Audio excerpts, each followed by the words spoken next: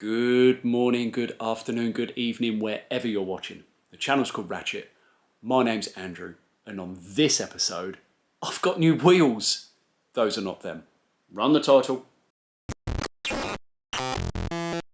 Welcome to the channel if you're new. If you're not, thank you for tuning in for yet another episode. For those that haven't seen one of my videos before, you can click up into the top right hand corner and that will take you through to a playlist of all of the previous videos that I have released.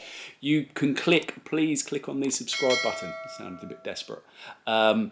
So you don't miss any future videos that I do release. As I've mentioned on this episode, I've gone and bought myself some new wheels and tyres. Those that follow me on Instagram will have already seen what they are. But for those that don't, and for in fact those that do follow me, I'm going to be giving you a full breakdown on the new wheel and tyre setup, the change in specifications over the old wheels that you can see behind me, and what knock-on effect that has or is going to have on the bodywork of the car.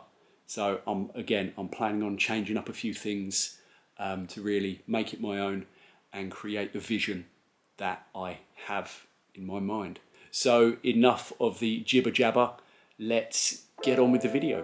We'll start with the rears because they are absolute steamrollers. They are an 11x17 ET45 and they are wrapped with a Michelin PS4 335 3517, so they are just monstrously wide. The fronts are an 8x17 ET0. They are wrapped in a 245 40 17 Michelin PS4 tyre again. As per the rears, they are in fantastic condition. Here you can see just the sheer daft comparison of the tyre widths from the rears to the fronts. The front tyres are a couple of years old and they have 6mm of even tread wear across those, and the rear tyres are slightly lower on the very inner shoulder of the tyre. It's down to just over 3mm, and on the outer shoulder I think it's up to about 5.5mm. So there is some camber wear on those rear tyres, but there is certainly some life left in them. And then here you can see just the overall of all four wheels. They polish up lovely, they really do. And I hope, they go to a good home. These wheels are now for sale. I don't have a need for them. If it wasn't for the fact that I'm changing up the look of the car so much, these wouldn't be for sale. Those are the specs of the old wheels, and now once you know those, it will make a lot more sense when I start explaining the new wheel setup. I'm going all out on the car, so I may as well keep going all out, and obviously hence the reason for the new wheels. If there is anyone out there watching this that fancies these wheels for their build, then please do leave me a comment below, or in fact get in touch via the GT40 forum, and we can have a little chat and maybe put a deal together. I'm more than happy to ship worldwide, so distance really isn't a problem. So without prolonging things any more than I really have to, let me just crack on and show you the wheels that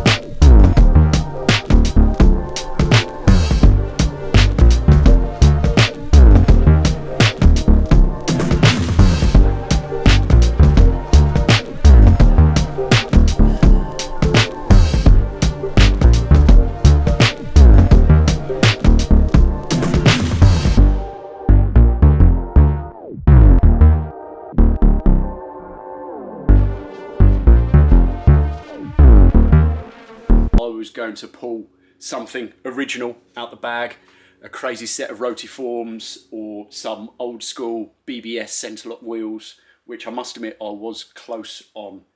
But there are certain wheels that just suit certain cars, you know, it's like BBS RSs on Mark 1, Mark 2 Golfs, it's AC Schnitzers on BMs. There are just certain pairings or certain matches that just work.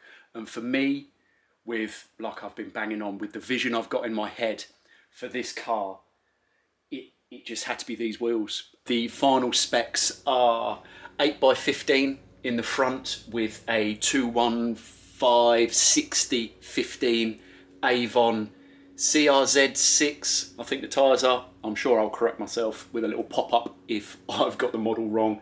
And then in the back, I've got an 11x15 with a 295/50/15 Avon tyre. So this has started to give me, you know, a good feel about how it currently looks and what I need to do to the suspension, arches and everything else to get it sat and to have the stance exactly as I want.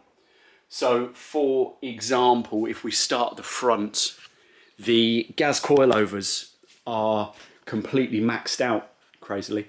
So I'm going to have to remove those, get them sent to gas, get the body shortened, get some new shorter springs, because this needs to come down another inch, if not two, to give me that aggressive front end that I'm after. And then moving on to the back, you'll see, or you may notice, that the rear wheels are set quite a lot more inbound, and this was intentional. I've gone with a narrower outer barrel and a deeper inner barrel to basically give me, I must be getting on for 50-60 mil of clearance in between the arches. Now, it's not going to stay like this. I went up to see Andy at Tornado and have picked up a new pair of Golf rear arches. And it's for a number of reasons, which I will cover in the next video when the work starts. But my end look is basically a slightly narrower golfed arched GT40. Now, I love the look of the Golf arches, but I've also grown a real appreciation for the standard width cars. So I want to create, in my mind, a sort of a, I don't want to say halfway house, because it will still very much be a golfed arch car, but I want to basically put together a slightly narrower back end, just so it flows through a little bit nicer. The slightly changing specs of the wheels and the offsets have just allowed me a ton more arch clearance, so then I can get these old arches cut off and then the new ones fitted into place, just to pinch in the rear of the car. But I think it's going to create the vision that I am striving for. So that basically wraps up this episode. I hope it turns out okay. It's been filmed quite hastily because I'm itching to crack on with the car again. There's been a heat wave in the country for, I don't know, weeks, 10 days, and it's just been too damn hot in the garage to be out here doing any work. So now it's started to cool down. I just want to get back in here, get momentum going again, get the motivation back up. So the next video will be me starting to hack up the rear arches.